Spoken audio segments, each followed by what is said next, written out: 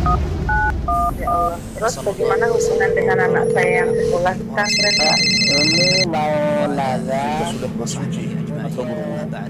Terima kasih, Kemudian Bapak. dosa wudunya batal.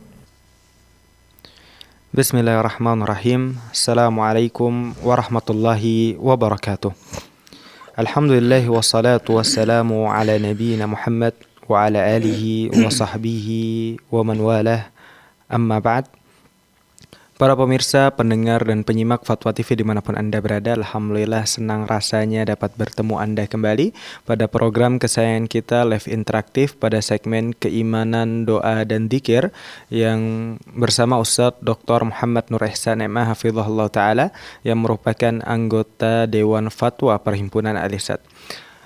Para pemirsa Fatwa TV dimanapun Anda berada, insya Allah dalam 1 jam ke depan kita akan menemani Anda untuk mendengarkan petuah-petuah dari Ustadz serta jawaban dari pertanyaan yang Anda kirimkan.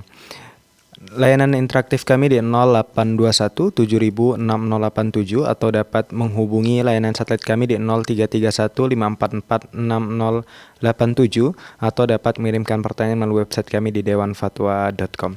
Baik para pemirsa Fatwa TV dimanapun Anda berada, alhamdulillah telah membersamai kami di studio Fatwa TV Jember Ustadz Dr. Muhammad Nur Ihsan MA Hafizahullah Ta'ala. Kita sapa terlebih dahulu. Assalamualaikum Ustadz. Waalaikumsalam warahmatullahi wabarakatuh. Gimana kabarnya Ustadz?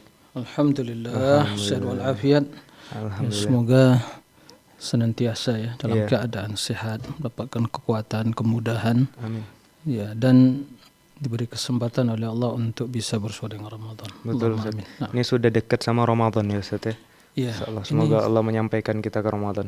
Kurang 1 pekan ya. Iya Ustaz, betul Ustaz. Insyaallah. Barakallahu fikum Ustaz.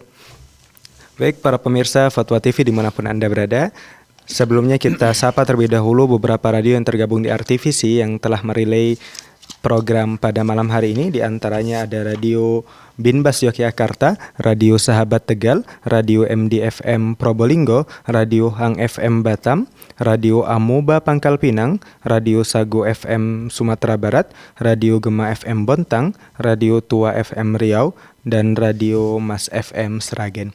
Baik para pemirsa Fatwa TV dimanapun Anda berada, kami mengajak Anda untuk bisa bertanya secara langsung kepada Ustadz dengan menghubungi layanan interaktif kami di 0821 706087 atau dapat menghubungi layanan satelit kami di 0331 544 6087 atau dapat mengirimkan pertanyaan melalui website kami di dewanfatwa.com. Baik para pemirsa Fatwa TV dimanapun Anda berada, seperti biasanya dalam mengawali program pada malam hari ini kita akan mendengarkan nasihat pembuka dari Ustadz Dr. Muhammad Nur Ihsan MA. Kepadanya kami persilahkan. Nah, Bismillahirrahmanirrahim. Assalamualaikum warahmatullahi wabarakatuh. Alhamdulillahi rabbil alamin. Wassalatu wassalamu ala ashrafil anbiya'i wal mursalin Nabiyyina Muhammadin wa ala alihi wa sahbihi ajma'in wa man tabi'ahum bi ihsanin ila yaumiddin, amma ba'd. Ikhwatal iman, para pemirsa rahimakumullah, yang semoga senantiasa dirahmati oleh Allah, mendapatkan kemudahan, selalu dalam keadaan sehat walafiat. Mudah-mudahan kita diberi kesempatan oleh Allah Azza wa Jal untuk bersua dengan tamu yang mulia, bulan yang penuh dengan keberkahan, yaitu bulan Ramadan. Allahumma amin. Pada malam ini kita telah masuk 24 Sya'ban. 24 Sya'ban, dan tentunya kurang dari sepekan bahwa Ramadan akan datang. Hati siapa yang tidak merindukan Ramadan? Hati orang-orang yang beriman, yang bersemi dengan kecintaan kepada Allah, pengagungan kepada Allah, yang menginginkan negeri akhirat, semua merindukan kedatangan bulan yang penuh berkah. Bulan yang merupakan rahmat dari Allah, karunia, nikmat yang tiada taranya, yang didambakan oleh orang-orang yang mungkin telah dipanggil oleh Allah. Mereka berada di alam kubur, orang-orang solehin. Jika mereka diberi kesempatan untuk hidup mereka sungguh akan ingin hidup bersama Ramadan. Lalu bagaimana dengan kita yang mungkin masih diberi kesempatan oleh Allah dan kita pun tidak tahu apakah sepekan yang akan datang kita masih hidup. Wallahu a'lam. Tapi dipastikan bahwa Ramadan akan datang. Apa yang harus kita persiapkan? Menyambut kedatangan tamu yang agung, bulan yang mulia, waktu yang penuh dengan keberkahan itu. Yang pertama tentunya, hendaklah kita bergembira dengan rahmat dan karunia Allah. Ini merupakan karunia, rahmat, nikmat yang agung, yang sudah seyogyanya kita bergembira. Karena Allah Subhanahu wa taala menjelaskan, "Qul bi fadlillahi wa bi rahmatihi fabidzalika falyafrahu wa khairum mimma yajma'un." Katakanlah, dengan karunia Allah, dengan rahmatnya, hendaklah kalian dengan yang demikian itu bergembira. Dan itu lebih baik dari apa yang kalian kumpulkan dari harta benda yang ada di dunia ini. Dan tidak diragukan bahwa kedatangan Ramadan adalah minnah minallah, nikmat dari Allah, karunia dari Allah Azza wa Jalla. Ini yang pertama. Yang kedua, hendaklah kita bertaubat kepada Allah Azza wa Jalla. Bertaubat dari dosa-dosa yang kita kerjakan. Yang pertama, meninggalkan dosa tersebut. Yang kedua, menyesali perbuatan dosa. Dan yang ketiga, berniat, bertekad untuk tidak kembali melakukan dosa tersebut. Jika ada hak orang lain yang diambil, kezaliman yang berkaitan dengan hak manusia, maka kembalikan. Minta maaf kepada pemiliknya, karena sesungguhnya taubat nasuh bila berkaitan dengan kezaliman yang dilakukan seseorang kepada orang lain, maka yang demikian itu adalah dengan mengembalikan hak tersebut kepada pemiliknya. Karena dosa yang sesungguhnya yang membelenggu hati kita, yang menodai hati kita, itulah yang akan membelenggu anggota badan kita untuk beramal, membuat kita malas baca Al-Quran, malas untuk salat, malas untuk puasa. Kenapa? Karena dosa tersebut. Selanjutnya kita harus mohon banyak pertolongan kepada Allah Azza wa Jalla. Tidak mungkin kita yang lemah, yang sangat terbatas kekuatan, kemampuan, keilmuan, sungguh kita sangat lemah untuk beribadah. Jika bukan pertolongan Allah, kemudahan dari Allah, tidak seorang pun dari kita yang mampu melakukannya. Oleh karenanya, ibadah adalah tujuan hidup kita. Tapi tidak akan mungkin terrealisasi kecuali dengan isti'anah billah. Iyyaka na'budu wa iyyaka nasta'in. Iyyaka na'bud, hanya kepada Engkau ya Allah kami beribadah. Dan termasuk isti'anah ibadah. Akan tapi Allah sebutkan secara khusus, wa iyyaka nasta'in. Dan hanya kepada Engkau ya Allah kami mohon pertolongan. Ini adalah nikmat atau kedudukan yang spesial.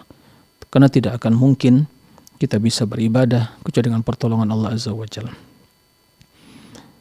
Oleh karena itu, bukan hanya sekadar beribadah, tapi memohon ibadah yang terbaik. Mungkin seorang memiliki semangat beribadah, tapi dia tidak tahu mana ibadah yang terbaik. Maka di sini pentingnya kita mohon kepada Allah, dan di sisi lain pentingnya kita belajar. Kaum muslimin, belajarlah. Jangan puasa hanya sebuah tradisi, orang berpuasa kita berpuasa. Belajar, pelajari hukum-hukum puasa, keutamaan-keutamaannya, contoh Rasulullah, sehingga puasa yang dijalani, bulan Ramadan yang dijalani, puasa yang dilaksanakan betul-betul mendatangkan makna yang spesial dalam hidup. Nah, mudah-mudahan Allah Azza wa Jalla memberikan kemudahan pada kita semua dalam keadaan sehat walafiat. Mari bekali diri dengan ilmu yang cukup untuk hidup bersama bulan Ramadan. Allahumma amin. Demikian, wallahu a'lam. Barakallahu fikum wa jazakumullahu khairan Ustaz atas nasihatnya. Baik para pemirsa Fatwa TV dimanapun Anda berada, kami kru Fatwa TV ingin memberikan Anda informasi bahwa ada perubahan jadwal live interaktif selama bulan Ramadan dengan dari hari Senin sampai dengan hari Jumat. Dimajukan jadwalnya menjadi pagi, bisa Anda saksikan di layar kaca Anda.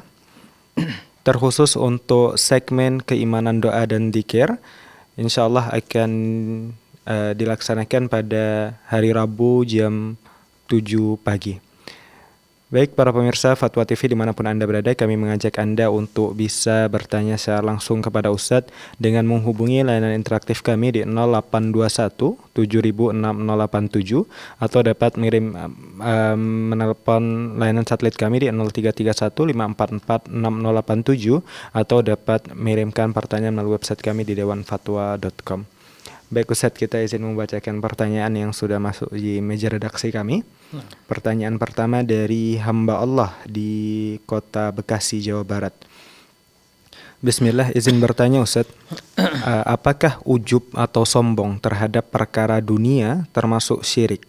Misal berbangga diri terhadap pencapaian karir atau kehidupan yang sukses, akan tetapi meyakini semuanya adalah karunia Allah, tetapi tetap membanggakan perjuangan kerja kerasnya dikarenakan ia meyakini tanpa kerja keras Allah tidak akan menurunkan nikmat ini kepadanya. Apakah yang demikian syirik Ustadz? Baik, ya, terima kasih kepada saudara hamba Allah di Jawa Barat, barakallahu fiik atas pertanyaannya. Jadi kesombongan, ujub, ya, bangga dengan keberhasilan sendiri, ya, kendati juga meyakini bahwa memang Allah yang mengkaruniakan, tapi dia merasa bangga karena kesungguhan dia, jadi Allah berikan kesuksesan baginya. Ya, ujub, sombong, ya, baik dalam urusan agama atau urusan dunia, semua tercela. Ya, Allah tidak suka kepada orang yang sombong. Ya, sombong itu ya takabbur. Dan kibria itu hanya sifat Allah Azza wa Jalla. Manusia tidak berhak memiliki sifat itu. Ujub yaitu merasa bangga, ya, yang tentunya ya semakna juga dengan kesombongan. Merasa bangga dengan kepintaran, dengan kemampuan, ya, dan keberhasilan dan seterusnya. Maka ini semuanya tercela, baik dalam urusan dunia apalagi dalam urusan agama. Maka tidak sepantasnya seorang hamba yang lemah, ya, yang sangat terbatas, apa yang dia sombongkan? Memang keberhasilan dia semata-mata kecerdasan dan kesungguhannya? Tidak. Itu hanya sebab, tapi siapa yang memudahkan sebab itu sehingga menghasilkan sebuah karya atau ya kesuksesan? Allah Subhanahu wa taala. Maka orang-orang yang tulus tauhidnya, ya, yang benar keimanannya, dia selalu, ya, dalam segala keberhasilan, dalam segala usaha dan kesuksesan dia, dalam urusan dunia, apalagi urusan agama, dia selalu menisbatkan ya nikmat tersebut kepada Allah, yang mengatakan ini semata-mata karunia dari Allah. Semata-mata karunia dari Allah.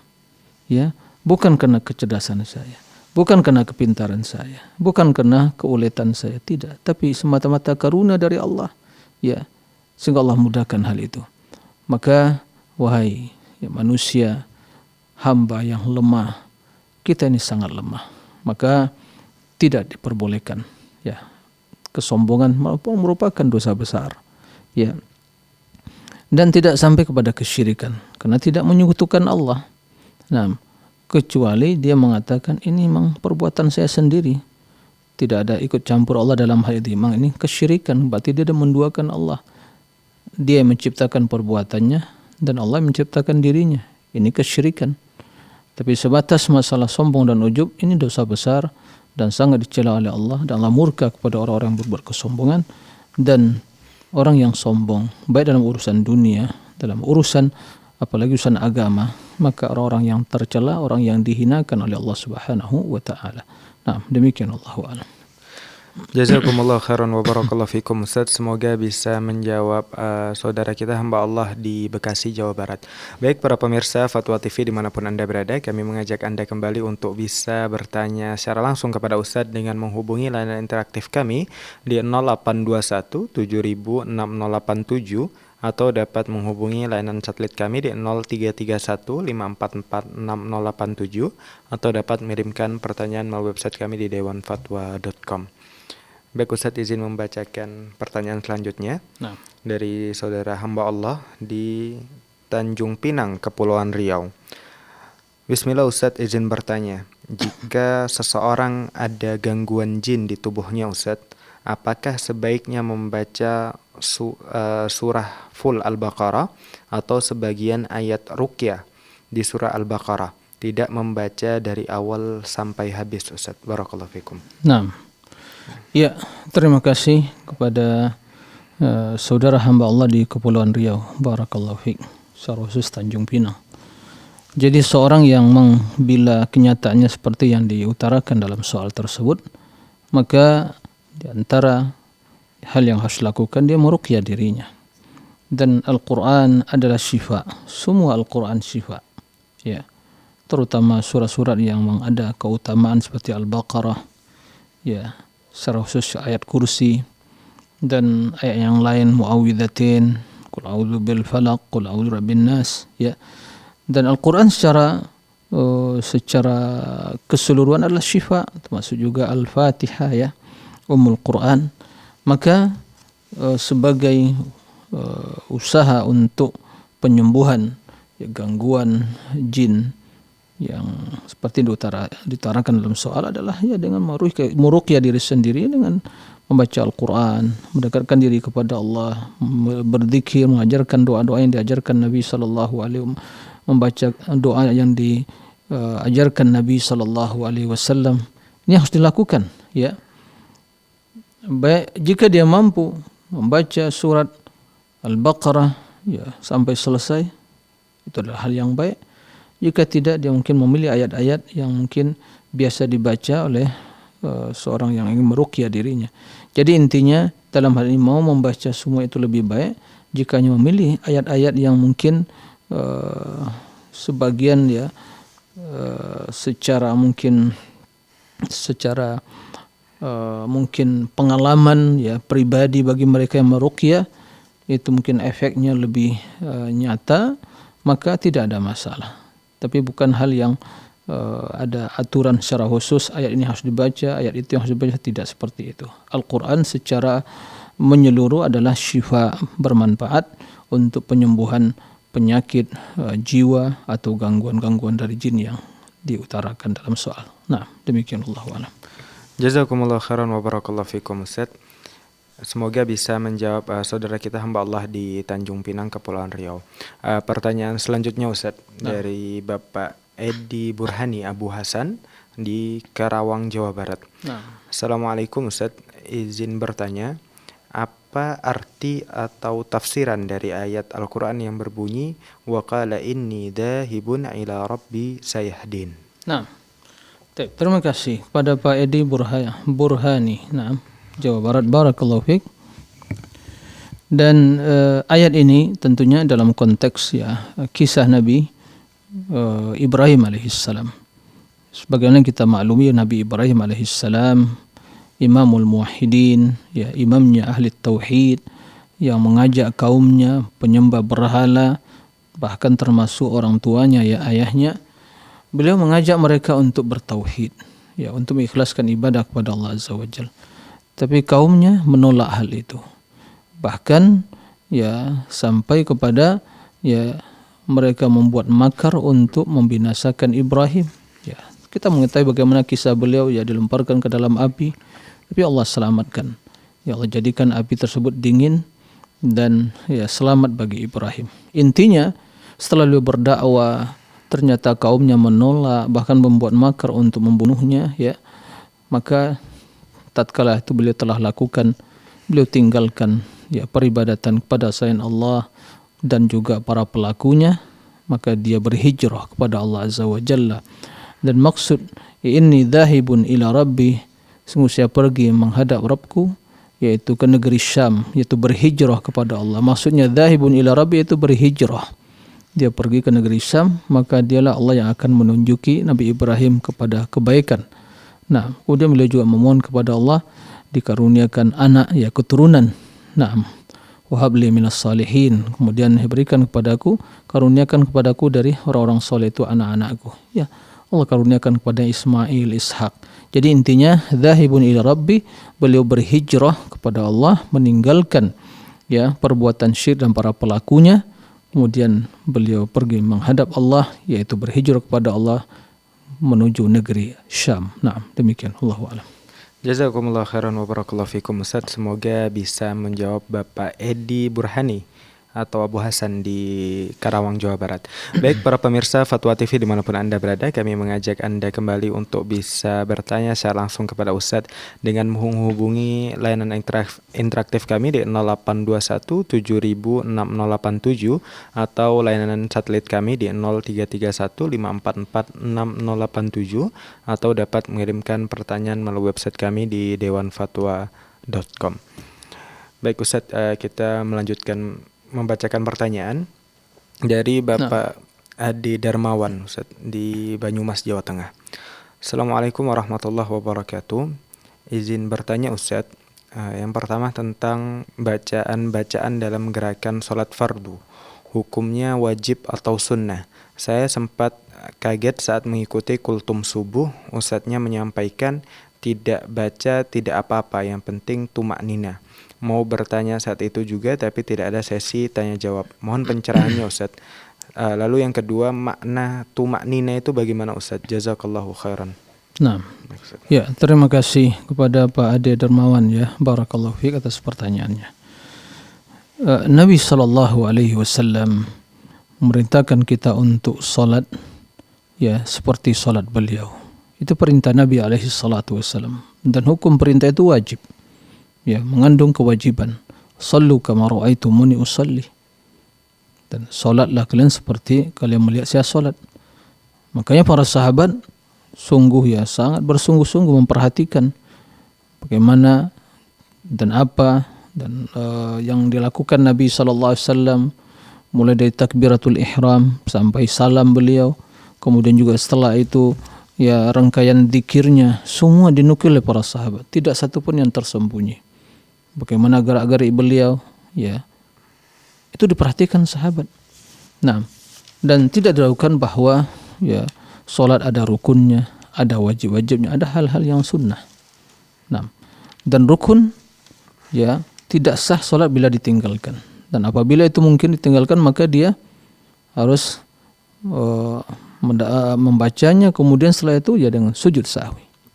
Adapun yang wajib, nah jika dia meninggalkan suatu yang wajib dan telah berlalu waktunya, maka tidak kembali untuk melakukannya, tapi di akhir ditutupi dengan hal yang ada dengan sujud sahwi. Jadi intinya salat itu ada rukunnya, ada wajibnya. Para ulama, para ahli fikih telah menjelaskan. Jadi tidak benar pernyataan seseorang yaitu ya bermudah-mudah dalam hal ini, menggampangkan permasalahan, penting tumakninah. Tidak, rukun itu banyak. Kalaupun dia tumakninah tidak membaca Al-Fatihah, ya enggak sah. Ya. Jadi ada rukun-rukun, ada wajib-wajib, maka semua itu harus kita bersungguh-sungguh melakukannya. Itulah makna iqamatis shalah wa aqimus shalah. Dirikan salat, bukan sekadar mengerjakan salat, didirikan.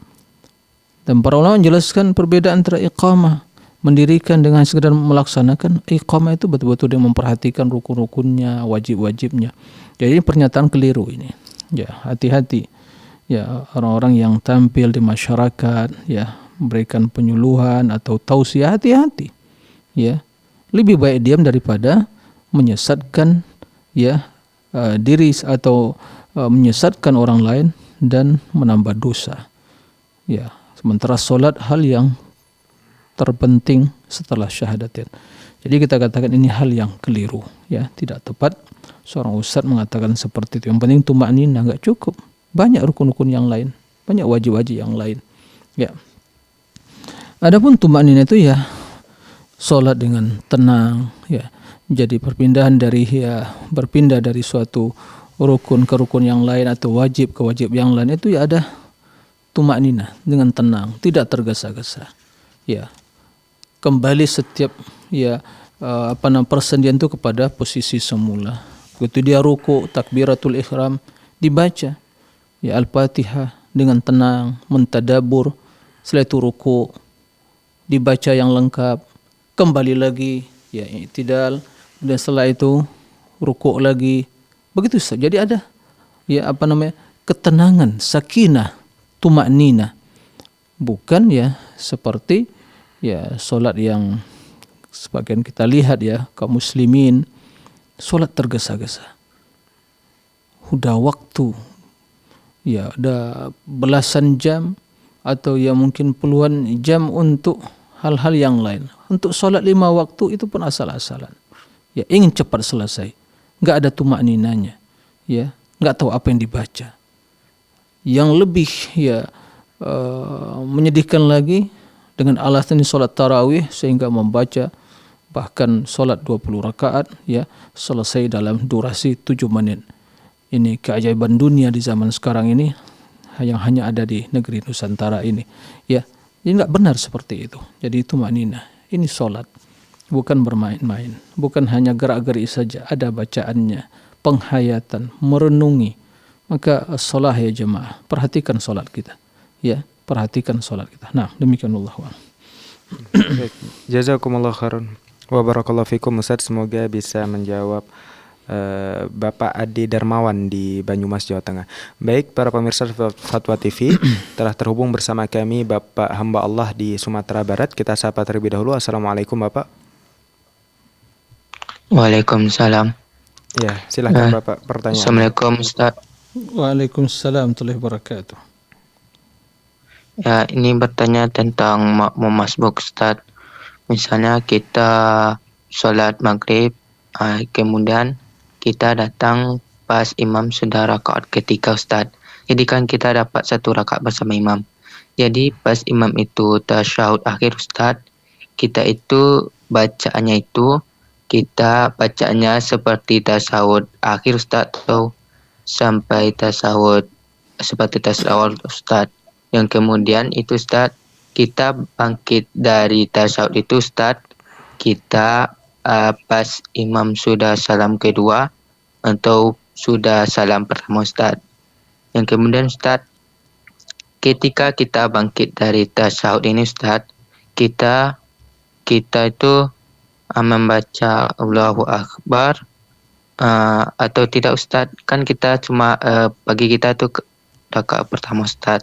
Itu yang selanjutnya, apakah kita mengangkat tangan pas bangkit dari duduk itu Ustaz? Ya, itu Ustaz. Baik. Sudah ya, Bapak? Jazakumullahu khairan. Ya. Baik, Ustaz. Ya, terima kasih kepada Pak hamba Allah di Sumber ya, di Sumatera Barat, bertanya tentang masalah ya makmum yang masbuk. Secara khusus salat mungkin maghrib ya, 3 yang salat di rakaat terakhir. Nah, dan di tasyahud akhir apakah yang membaca tasyahud sampai akhir?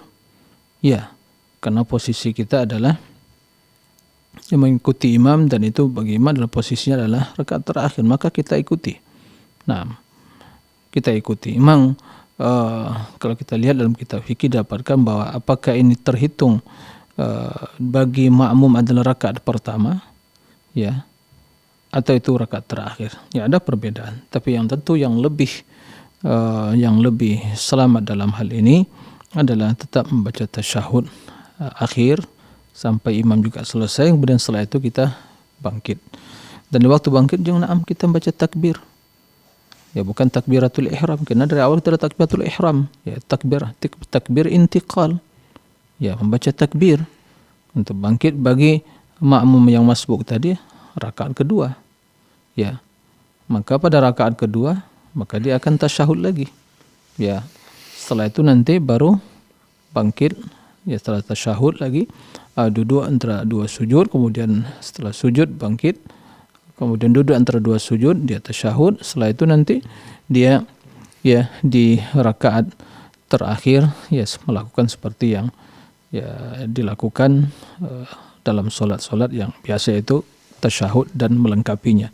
Jadi dalam hal ini untuk lebih selamatnya adalah kita mengikuti sebagaimana diikuti oleh imam tasyahud, kemudian setelah itu ya bangkit dengan mengucapkan takbir, yaitu takbir intiqal ya, takbir intiqal, bukan takbiratul ihram, ya. Karena takbiratul ihram itu adalah hal yang rukun tadi. Nah, kemudian ya menyempurnakan solat ya sebagaimana yang itu sesuai dengan jumlah kekurangannya. Nah, kemudian ya itu tadi ya udah. Mengangkat tangan, Ustaz. Mengangkat tangan. Ya, ini dalam hal ini pemasaran mengangkat tangan itu hal yang apakah itu hal dianjurkan atau diwajibkan. Yang jelas dalam masalah intiqal apakah itu harus mengangkat tangan atau tidak, ini terdapat perbedaan di kalangan para ulama. Tapi yang jelas ya bila dengan dia mengucapkan Allahu Akbar, dia bangkit tanpa mengangkat tangan, maka ini jelas telah ya terlaksana apa yang menjadi ya kewajiban dia. Nah, demikian Allahu a'lam. Baik Ustaz, bagaimana dengan posisi duduk makmum Ustaz? Apakah iftirash atau tawarruk Ustaz? Ya dalam hal ini ya ya mengikuti imam. Kemudian ya mengikuti imam, kemudian bila imam salam maka dia bangkit. Nah, kendati juga permasalahan tawarruk dan masalah juga iftirash dalam masalah solat, memang terjadi perbedaan di kalangan para ulama dalam hal ini. Ada yang mengatakan ya kalau hanya solatnya 2 rakaat maka itu hanya ya iftirash. Kalau seandainya 3 atau 4 tawarruk. Ya, itu kan perbedaan di kalangan para ulama. Ada yang membedakan dengan cara seperti itu. Nah, maka dalam hal ini ya jika imam ya tawarruk, maka dalam hal ini karena imam menjadi panutan, ikuti imam, kemudian setelah itu bangkit ya seorang melanjutkan sholatnya. Nah, baik Ustaz, jazakumullah khairan wa barakallahu fikum Ustaz. Semoga bisa menjawab Bapak hamba Allah di Sumatera Barat. Baik para pemirsa Fatwa TV dimanapun Anda berada, telah tersambung bersama kami saudara hamba Allah di Riau. Kita sapa terlebih dahulu. Assalamualaikum. Waalaikumsalam warahmatullahi wabarakatuh. Ya Bapak, silahkan pertanyaannya. Assalamualaikum warahmatullahi wabarakatuh, Ustaz. Waalaikumsalam warahmatullahi wabarakatuh. Semoga Ustaz diberkahi umurnya dan semua kaum muslimin. Allahumma amin. Begini Pak Ustaz, saya ingin bertanya, bentuk kita mencintai, tanda kita mencintai Rasulullah itu apakah diadakan ritual setahun sekali, sementara yang wajib seperti sholat tidak penuh, tidak diseru, tidak datang, sementara yang setahun sekali banyak yang datang gitu. Apakah bentuk seperti itu udah menandakan cinta kepada Rasulullah? Apakah itu diajarkan? Pak Ustaz, mohon pencerahannya Pak Ustaz. Assalamualaikum warahmatullahi wabarakatuh. Waalaikumsalam warahmatullahi wabarakatuh. Ya, terima kasih kepada Bapak ya hamba Allah di Riau. Barakallahu fiik atas pertanyaannya. Pertanyaan beliau ya sangat bagus sekali. Jadi tanda kecintaan kepada Rasulullah sallallahu alaihi wasallam. Apakah hanya dalam ritual setahun sekali seperti ya mungkin memperingati hari kelahirannya ya Maulid Nabawi kan begitu, disertai dengan berbagai mungkin ritual-ritual yang lainnya, atau ya bagaimana sesungguhnya? Karena kita melihat seperti disampaikan beliau, untuk diajak sholat, panggilan sholat malah malas untuk datang. Tapi kalau diajak untuk peringatan misalnya Maulid Nabi dan yang lainnya, ramai datang. Seperti itu. Para pemirsa kaum muslimin yang semoga dirahmati oleh Allah. Saya secara pribadi menginginkan kebaikan untuk semua kaum muslimin, dan itu harus. Siapapun yang mengaku sebagai muslim, mukmin, maka wajib bagi dia mencintai kebaikan bagi saudaranya sebagaimana mencintai hal itu untuk dirinya. Kita menginginkan kebaikan bagi saudara kita.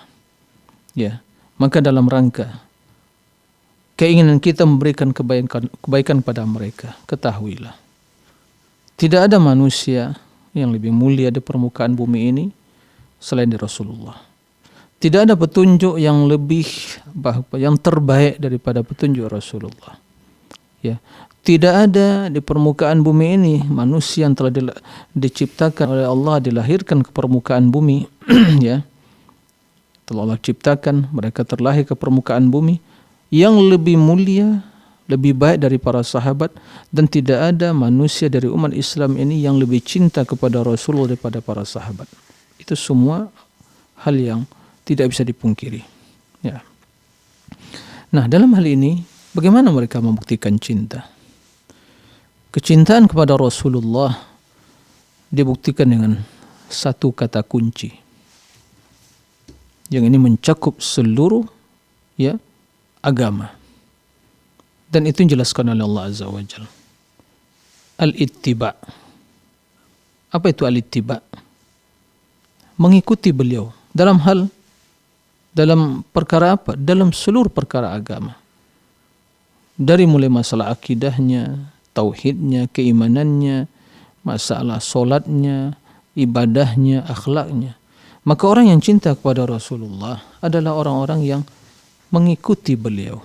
Sebagaimana firman Allah Azza wa Jalla, "Qul in kuntum tuhibbunallah wattabi'uni yuhibbukumullah wa yaghfir lakum dzunubakum wallahu ghafurur rahim." Katakanlah wahai Muhammad kepada orang-orang yang mengaku cinta kepada Allah, yang mengatakan cinta kepada Allah, katakan kepada mereka, buktikan cinta kalian dengan fattabi'uni, ikuti aku, itu Rasulullah. Maka insya Allah akan mencintai kalian. Maka siapapun yang mengaku cinta pada Rasulullah tapi tidak mengikuti ajaran beliau, bahkan memusuhi ajaran beliau, kemudian melakukan ritual-ritual yang untuk mengekspresikan cinta mereka, maka kita katakan dia telah berdusta, dia telah berbohong. Dia bukan cinta kepada Rasulullah. Ya. Dusta dia. Semua orang bisa mengatakan kata cinta, tapi tidak semua orang yang bisa membuktikan kebenaran dan ketulusan cintanya. Ya. Maka siapapun dari umat Nabi Muhammad ini mengaku cinta kepada beliau tapi tidak mengikuti ajarannya, ya, bila diserukan, dipanggil hayya 'alas shalah, hayya 'alal falah, orang yang paling malas datang ke masjid. Tapi begitu setahun sekali datang di bulan Rabiul Awal misalnya, peringatan maulidnya dan seterusnya, dia penuh masjid.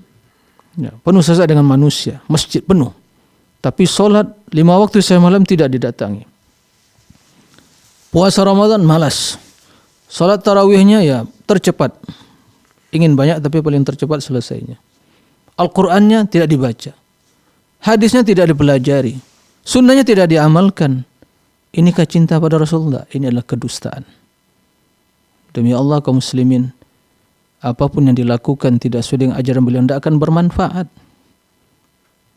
Karena Allah telah mengutus beliau untuk apa? Untuk diikuti. Dan Allah Subhanahu wa taala memberikan syarat untuk memberikan balasan kepada amal kebajikan dan mengikuti Rasulullah. Naam. Jadi bukan selera kita, bukan tradisi budaya atau mungkin kita ikutan, tidak bermanfaat. Ustadz yang kita ikuti, buya yang kita ikuti, kiai yang kita ikuti dan seterusnya tidak akan bermanfaat, tidak akan memberikan manfaat, tidak akan bisa menyelamatkan kita selama kita menentang Allah, menentang Rasulnya. Maka hati-hati kaum muslimin, ini perkara yang serius, bukan hal yang sepele. Ini prinsip dalam kita beragama. Maka tinggalkan segala bentuk praktek-praktek yang bertentangan dengan sunnah Rasul. Jika Anda mencintai Rasul, satu kata saja yang membutuhkan ya pengorbanan untuk membuktikannya. Apa itu? Al-ittiba. Al-ittiba. Maka ayat yang kita bacakan tadi itu namanya ayat al-imtihan, ayat sebagai ujian untuk ya mengetahui kelulusan seseorang dalam cintanya kepada Rasul, yaitu ayatnya. Kalau dia gagal membuktikan, berarti dia dusta. Nah, tidak lulus, maka belajar lagi biar lulus. Ya, seperti itu. Jadi kesimpulannya hanya satu kata. Apa itu? Al-ittiba. Hanya satu kata, al-ittiba, yang mencakup seluruh makna. Ittiba itu mengikuti. Nah, mengikuti Rasul. Imam Hasan al-Basri pernah mengatakan ya bahwa kana an-nas yad'una mahabbatallah fa anzalallah hadhil ayah ikhtibaran lahum aw kama qala. Dahulu mereka orang-orang mengatakan kami cinta kepada Allah. Allah turunkan ayat ini, qul in kuntum tuhibbunallah fattabi'uni. Katakanlah jika kalian mencintai Allah, ikuti saya. Itu Rasulullah. Nah, maka Allah menguji mereka, dites oleh Allah Azza wa Jalla. Ternyata banyak yang tidak lulus. Apalagi zaman sekarang ini. Ya, banyak yang gagal. Rapornya merah dalam ittiba, dalam cinta. Nah, jadi banyak cinta yang ternodai, cinta yang palsu, ya. Cinta butuh pengorbanan. Bukan hanya pendakwaan. Ya, bukan hanya sebuah ritual, tidak. Butuh pengorbanan dalam belajar, dalam mengikuti, dalam meneladani, dalam berjuang menyebarkan sunnah Nabi, mengajak pada tauhid. Itulah bukti cinta kita. Nah, semua kita menjadi umat Rasul yang betul-betul setia dan tulus cintanya kepada beliau. Allahumma amin. Demikian, Allahu a'lam. Jazakumullah khairan wa barakallahu fikum Ustaz, semoga bisa menjawab Bapak hamba Allah di Riau. Baik para pemirsa Fatwa TV dimanapun Anda berada, telah tersambung bersama kami saudara hamba Allah di Sumatera Barat. Kita sapa terlebih dahulu. Assalamualaikum. Waalaikumsalam warahmatullahi wabarakatuh. Ya Bapak, silahkan pertanyaannya. Salam Ustaz. Waalaikumsalam warahmatullahi wabarakatuh. Nah, Pertanyaan nih, salat jenazah ini bagaimana yang menurut Nabi ini atau menurut yang sebenarnya? Sebab di tempat saya pernah di masjid waktu salat Jumat, saya sering duduk di saf pertama. Kemudian salam salat Jumat ke tengahlah jenazah, naik jenazah ke depan. Kemudian kita mundur, langsung ada yang memberikan wejangan, kemudian yang mengatakan mengenai utang piutangnya, mengenai maaf segala macam. Langsung salat jenazah. Sudah salat jenazah dia si imam tadi doa lagi panjang lagi daripada salatnya itu. Ini kemana nih Ustaz? Ada kemana begini? Saya sebenarnya kurang paham nih, tapi saya duduk di depan tidak bisa keluar. Ini gimana ini? Tolong Ustaz penjelasannya. Terima kasih. Assalamualaikum warahmatullahi wabarakatuh. Waalaikumsalam warahmatullahi wabarakatuh. Baik Bapak. Ya. Ya, terima kasih kepada Bapak ya, hamba Allah di Sumatera Barat. Ya, Nabi SAW ya telah mencontohkan ya bagaimana beliau menyolatkan para sahabatnya yang meninggal di waktu beliau masih hidup, ya, dan juga bagaimana perbuatan para sahabat, ya. Jadi dalam hal ini perlu diketahui, poin pertama yang harus diketahui, tujuan dari solat jenazah itulah mendoakan. Maka kalau kita perhatikan, inti dari solat jenazah itu mendoakan, ya, mendoakan si mayit tadi. Setelah kita membaca Al-Fatihah, kemudian bersalawat, ya, memuji Allah, kemudian bersalawat pada Nabi, kemudian berdoa. Intinya doa, ya, doa. Enggak ada bacaan lain. Doa bagaimana Allah merahmatinya, mengampuni dosanya, ya, kemudian ya masukkan dia ke dalam surga, kan begitu, dan seterusnya. Doa keampunan. Itulah intinya. Maka kita melihat Nabi SAW begitu beliau menyolatkan ya jenazah dari salah seorang sahabatnya. Begitu sholat langsung diangkat, ya, jenazah tersebut kemudian dibawa ke kuburan. Nah, dan tidak ada bacaan-bacaan tahlil lagi, doa lagi dan seterusnya, ya, berjam-jam mungkin sampai 1 jam atau tidak ada ya tuntunan seperti itu. Ya.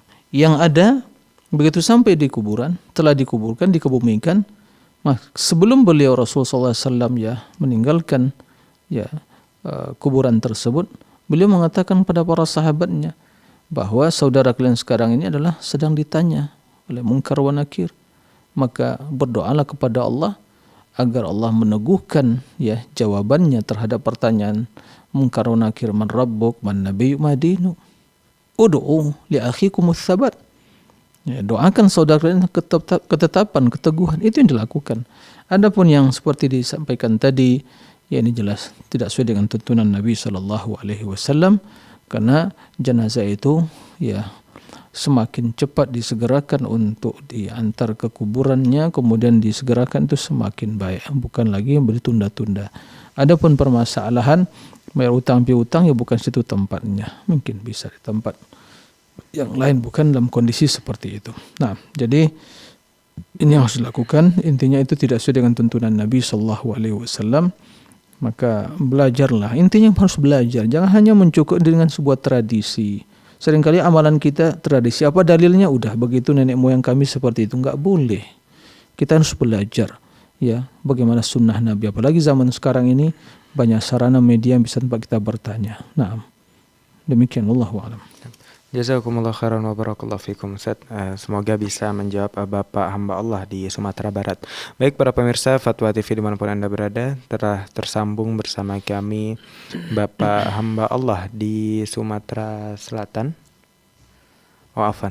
Terputus. Kami ingatkan kepada Bapak yang tadi sudah menelpon untuk bisa menelpon kami kembali.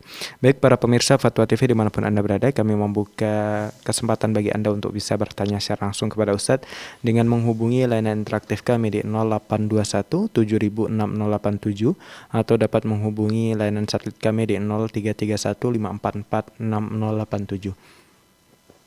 Baik, telah tersambung bersama kami Bapak hamba Allah di Sumatera Selatan. Kita sapa terlebih dahulu. Assalamualaikum Bapak. Waalaikumsalam warahmatullahi wabarakatuh. Silahkan Bapak pertanyaannya. Ya, ini dari hamba Allah Sumatera Selatan. Izin bertanya Pak Ustadz. Assalamualaikum Pak Ustadz. Waalaikumsalam warahmatullahi wabarakatuh. Oh begini Pak Ustadz ya. Zikir setelah sholat berjamaah, sholat fardu, apakah ada tuntunannya Pak Ustadz?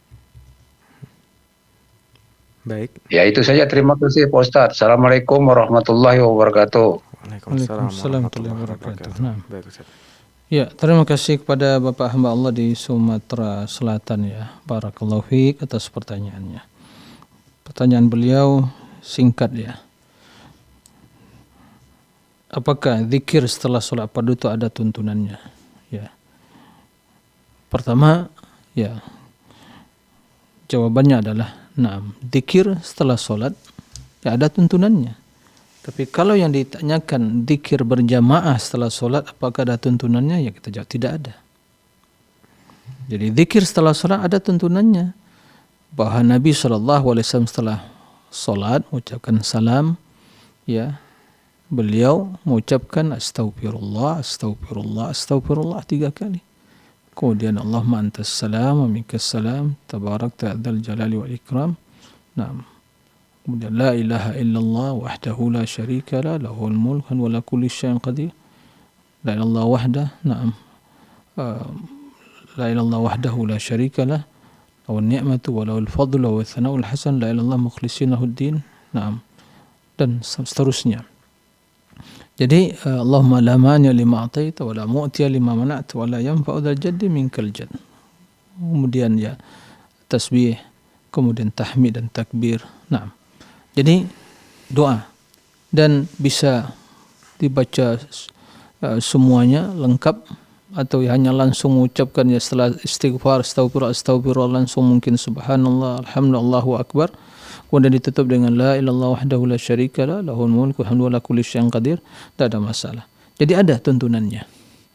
Adapun jika yang ditanya adalah zikir berjamaah, ya dipandu, dituntun oleh seseorang, kemudian yang jamaah yang lain teriak-teriak ya di belakang, kemudian ya mengangkat suara dan mengganggu juga yang lain berzikir, atau yang lain mungkin lagi masbuk, atau mungkin yang lain mungkin ingin sholat sunnah, terganggu, ya maka itu jelas tidak ada panduannya. Para pemirsa rahimakumullah, tidak diperbolehkan seorang teriak-teriak mengangkat suara di masjid. Kendati baca Al-Quran, kendati zikir, enggak boleh. Karena masjid bukan tempat kita teriak-teriak, angkat suara, apalagi pakai pengeras suara, tidak boleh. Mengganggu. Karena masjid tempat beribadah. Beribadah butuh kekhusyukan, ketenangan, ya. Jadi jangan sampai kan baca Al-Quran, kok enggak boleh? Kan syiar Islam, kan berzikir, betul syiar Islam, tapi kalau melakukan syiar Islam dengan mengganggu orang lain, ya mengganggu yang lain sampai mengganggu saudaranya, enggak boleh. Suatu ketika Nabi SAW masuk masjid mendapatkan para sahabat ya berzikir dan masing-masing mereka ya mengeraskan suara, artinya mengganggu yang lain. Kata Nabi SAW, la tarfa'u aswatakum, La yu'dhi ba'dukum ba'dha fa inna kullakum munajin rabbah. Jangan kalian keraskan suara, jangan saling mengganggu satu dengan yang lainnya. Masing-masing kalian itu bermunajat kepada Allah, berzikir, bermunajat. Naam. Maka jika ditanya apakah zikir secara berjamaah itu ada panduannya, kita katakan tidak ada. Itu hal-hal yang menyelisih sunnah Nabi sallallahu alaihi wasallam. Nah, demikian Allahu a'lam. Jazakumullah khairan wa barakallahu fikum Ustaz. Semoga bisa menjawab Bapak hamba Allah di Sumatera Selatan. Baik para pemirsa, Fatwa TV telah tersambung bersama kami Bapak Mulyadi di Solok Selatan. Kita sapa terlebih dahulu. Assalamualaikum Bapak. Waalaikumsalam warahmatullahi wabarakatuh. Ya Bapak, silahkan pertanyaannya. Ya, saya mau nanya Bapak Ustadz. Nah, Sekarang kan bulan Sa'ban. ya. Jadi di kampung ini ada orang yang melaksanakan salat nisfu Sa'ban berjamaah. Jadi apakah benar ini ada atau gimana Pak? Ya cuma sekian. Iya. Bapak. Nama saya. Ya Pak, demikian. Assalamualaikum warahmatullahi wabarakatuh. Waalaikumsalam warahmatullahi wabarakatuh. Nah, ya, terima kasih kepada Bapak yang Mulyadi di Solok Selatan, barakallahu fiik, bahwa tidak diraukan bulan Sya'ban, bulan yang istimewa juga di sisi Rasul ya, bahwa beliau banyak berpuasa. Nah, banyak berpuasa. Dan memang terdapat dalam hadis bahwa Allah Subhanahu yanzil fi nisbi lailati nisbi Sya'ban fayaghfiru fayaghfiru abdahu abdahu illa musyahin atau mujahir ya. Atau yang orang-orang yang berbuat syirik, musyahinun atau permusuhan, atau yang berbuat kesyirikan, ilal musyrik. Jadi itu hadis ya, kendati juga ada perbedaan kalangan para ulama, tapi pendapat yang kuat ya adalah hadisnya sahih. Nah, akan tetapi kendati hadis tersebut ya memang ada landasannya, bukan berarti ada amalan yang spesial di pertengahan bulan atau malam nisfu Sya'ban, pertengahan Sya'ban. Ya. Adapun solat yang dinamakan solat alfiyah, yaitu membaca di dalam solat tersebut yaitu 1000 kali surat Qul huwallahu ahad, ini adalah solat yang dihukumi oleh para ulama adalah termasuk solat yang bid'ah. Sebagaimana dikatakan oleh Imam juga Imam Ghazali, kemudian Imam An-Nawawi, Imam Abu Syama, dan para ulama-ulama yang lain ya, termasuk solat raghaib di bulan Rajab di pekan pertama ya, bulan Rajab di malam Jumat. Itu semua ya solat-solat yang tidak ada landasannya. Jadi tidak ada amalan yang spesial ya, yang spesial di pertengahan bulan Sya'ban. Jika seseorang, tapi bukan dengan mengajak yang dalam artian ya dia berjamaah rutin, tapi dia ya berdoa kepada Allah berdasarkan hadis tadi, maka tidak ada masalah. Tapi mengkhususkan secara berjamaah dinamakan dengan solat nisfu Sya'ban, maka itu tidak ada tuntunannya dari Rasulullah SAW, termasuk ke dalam perbuatan yang menyelisih sunnah. Bahkan secara tegas dihukumi oleh Imam An-Nawawi adalah bid'ah syani'ah munkarah, bid'ah yang sangat keji, kata Imam An-Nawawi dalam kitab Majmu'. Begitu juga seperti Imam Abu Syama, keduanya ulama Syafi'i ya. Begitu Imam Syafi'i, begitu juga Imam Ibnu Attar, muridnya Imam An-Nawawi, dalam kitab beliau tentang ya puasa Rajab dan Sya'ban. Nah, demikian Allahu a'lam. Jazakumullah khairan wa barakallahu fikum Ustaz. Semoga bisa menjawab Bapak Mulyadi di Solok Selatan. Baik para pemirsa, telah tersambung bersama kami Ibu hamba Allah di Bekasi. Kita sapa terlebih dahulu. Assalamualaikum Ibu. Waalaikumsalam warahmatullahi wabarakatuh Pak Ustadz. Nah, Mohon pencerahannya Pak Ustadz. Saya tuh punya anak yang sudah kerja, tapi saya tahu persis artinya penghasilannya itu kurang untuk hidup. Ustadz, yang saya tanyakan, doa apa sih Pak Ustadz yang artinya bukan berarti saya tidak bersyukur terhadap pekerjaan itu, tapi yang lebih baik lagi gitu loh Pak Ustadz. Mohon pencerahannya Pak Ustadz. Syukron jazakillah khair. Assalamualaikum warahmatullahi wabarakatuh. Waalaikumsalam warahmatullahi wabarakatuh. Baik. Terima kasih kepada ya ibu hamba Allah di Bekasi, barakallahu fiik atas pertanyaannya.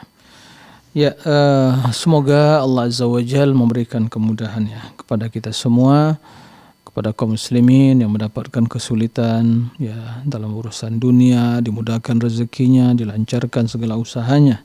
Ya, satu hal yang harus diperhatikan bahwa kita diperintahkan untuk berusaha. Tapi di samping itu kita juga harus selalu menjalin komunikasi yang baik kepada Allah. Ya, usaha jangan sampai membuat kita lalai dari ibadah.